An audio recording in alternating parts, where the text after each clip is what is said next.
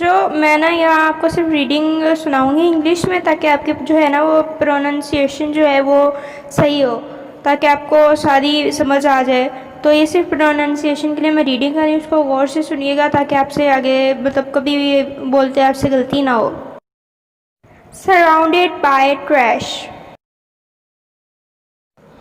Have you ever been to a park, to a riverside, or a busy market area? Lots of people come here for fun, for work, and for entertainment. And when they go back home, they leave behind a mountain of smelly trash and rubbish. Littering has become a common habit, and the evidence is everywhere around us. If we go to any public place, we find cigarette butts, broken bottles, plastic bags, chips, wrappers, half-eaten food, and rotten fruits thrown carelessly on the ground, parking areas, and sidewalks. Wherever we go, we create a mess, and we do it all the time without even considering our actions and the consequences.